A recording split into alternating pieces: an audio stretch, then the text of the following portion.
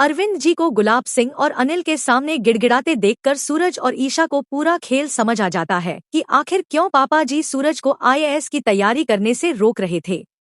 लेकिन क्या गुलाब सिंह की सच्चाई सामने आते ही सूरज का खून खौल उठेगा? और क्या सूरज अपने पापा की इस लाचारी का बदला ले पाएगा? दोस्तों, कहानी की शुरुआत होती है उस पल से जब धूमधाम से रिया की सगाई होती है। पूरा घर रोशनी से जगमगा रहा होता है, लेकिन सगाई खत्म होते ही माहौल अचानक बदल जाता है। अरविंद जी गुस्से में सूरज के सामने खड़े हो जाते हैं और सीधे कह देते हैं, अगर तूने आईएएस की किताब को हाथ भी लगाया तो मैं तेरे हाथ तोड़ दूंगा। यह सुनकर सूरज पूरी तरह सन्न रह जाता है। तभी ईशा सूरज के लिए स्टैंड लेती है और पापा जी के खिलाफ खड़ी हो जाती है। ईशा कहती है, सूरज मेरा पति है और वह आईएएस जरूर बनेगा। आप हमें इस तरह रोक नहीं सकते। ईशा आगे बढ़कर तेज आवाज में बोलती है, पापा जी, मैं आपकी एक भी बात नहीं मानूंगी जब तक आप हमें यह नहीं बता देते कि आखिर आप ऐसा क्यों कर रहे हैं। पहले आप ही चाहते थे कि सूरज गुंडागर्दी छोड़कर एक ईमानदार आईएएस ऑफिसर बने, फिर अचानक यह सब क्यों? यहाँ अरविंद जी पूरी तरह मजबूर हो जाते हैं। वह चाहकर भी ईशा को सच्चाई नहीं बता पाते। उसी मजबूरी में वह कह देते हैं, अगर ईशा को मेरे फैसले से तकलीफ है तो वह चुपचाप सूरज को लेकर इस घर से निकल जाए।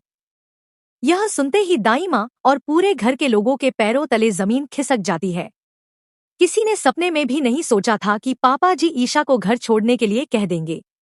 लेकिन इस वक्त अरविंद जी के लिए रिया की शादी और उसकी इज्जत सबसे ज्यादा जरूरी होती है। इसीलिए अरविंद जी खुद अपने हाथों से ईशा और सूरज को घर से बाहर निकाल देते हैं और दरवाजा जोर से बंद कर देते हैं। पापा के इस व्यवहार से सूरज अंदर ही अंदर टूट जाता है। उसकी आंखों से आंसू बहने लगते हैं।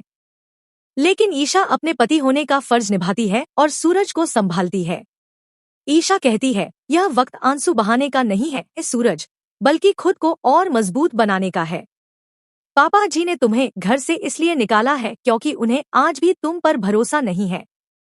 उन्हें लगता है कि तुम सिर्फ एक गुंडा हो और कभी ईमानदारी का रास्ता नहीं अपना सकते।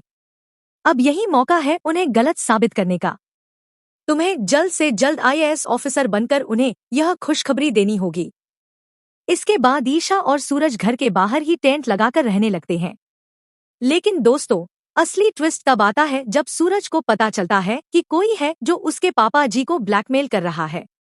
सूरज ईशा के साथ मिलकर अपने पापा अरविंद जी का पीछा करता है।